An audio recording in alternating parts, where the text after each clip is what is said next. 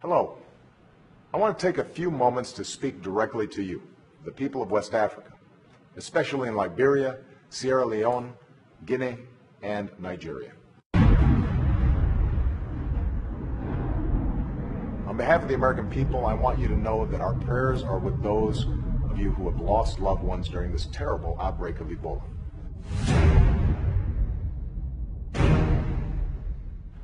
Along with our partners around the world, the United States is working with your governments to help stop this disease.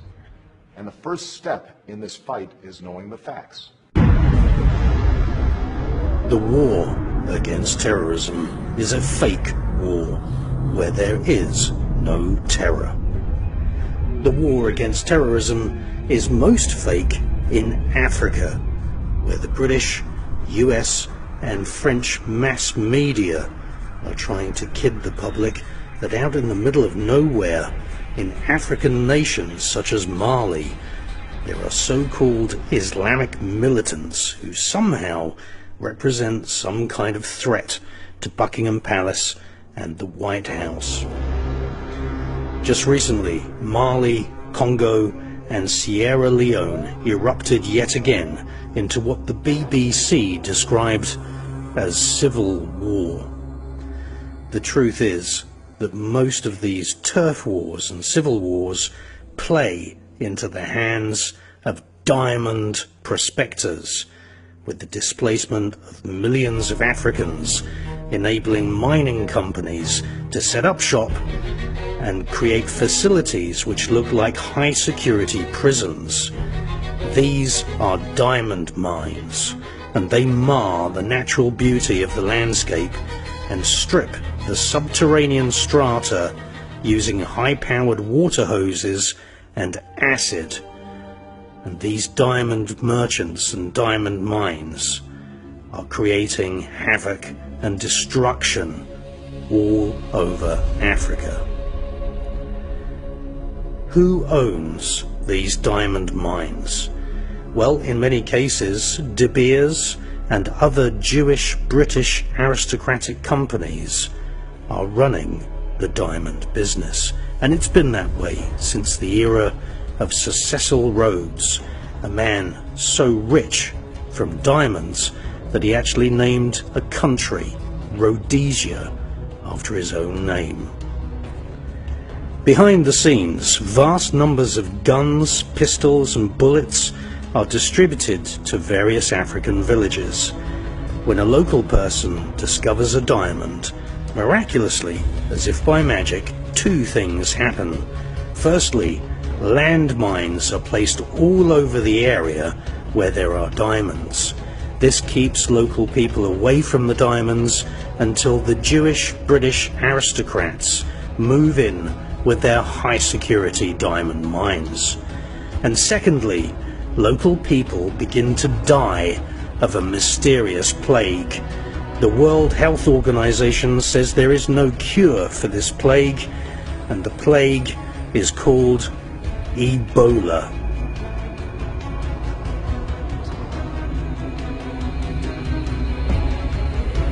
When the aristocratic murderer Lord Lucan fled London after killing a woman, the mainstream media claimed they had no idea at all where Lord Lucan went. But we have tracked him down. Lord Lucan went to Botswana, which is one of the African nations controlled by Buckingham Palace.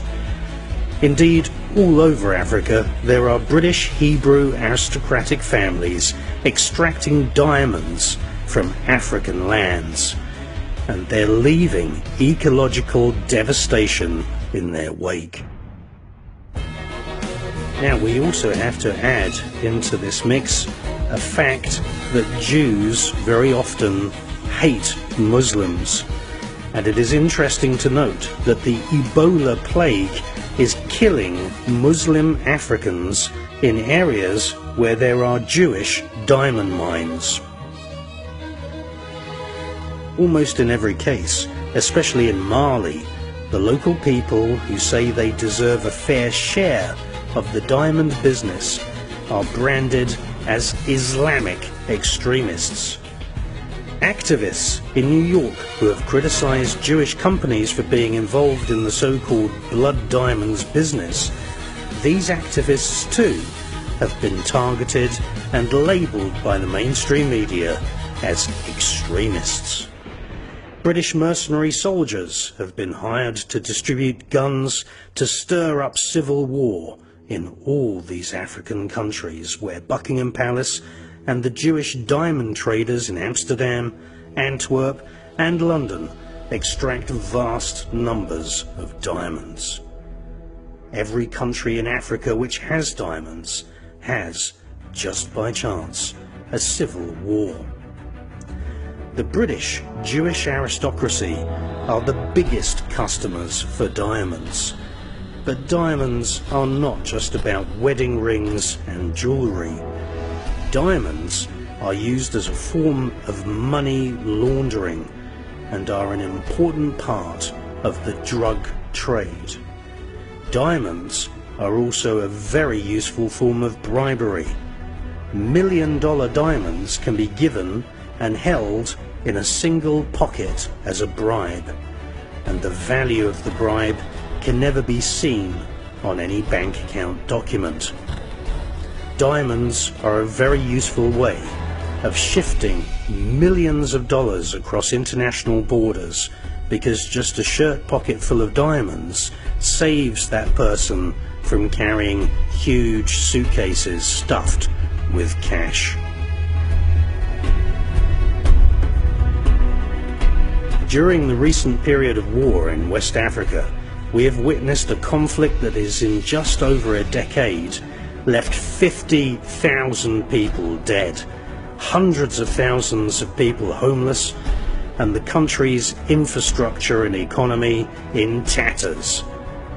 The poor people in Congo, Angola, Sierra Leone, Liberia and Mali have not even enough money to buy good walking boots.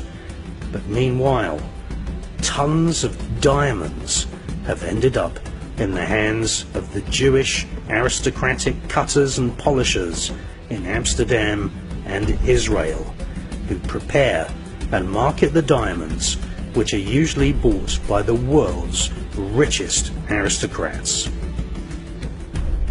There is not a single diamond on the planet which has not caused massive ecological and/or social damage. During the last 10 years of the African Diamond Wars, roughly 500,000 people have been the victims of killings, systematic mutilation or other atrocities, with some of the world's worst crimes committed by child soldiers who were drugged to desensitize them of this awful, fake war against terrorism, which is in actual fact fake civil war to protect the owners of the diamond mines.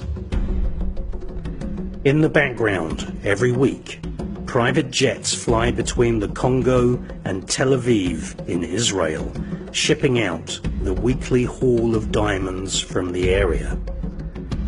There is, without question, a strange paradox that many African villages rely on a single standpipe of water, while just yards away, high-powered water hoses flush diamonds underground by workers who have to suffer the indignity of anal probes and x-rays as they leave their workplace.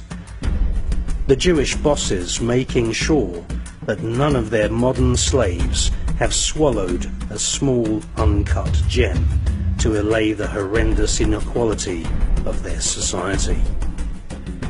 While the Jewish bosses of these diamond mines earn billions of dollars, the drivers of the trucks and diggers and mining machines earn literally just a few pennies a day.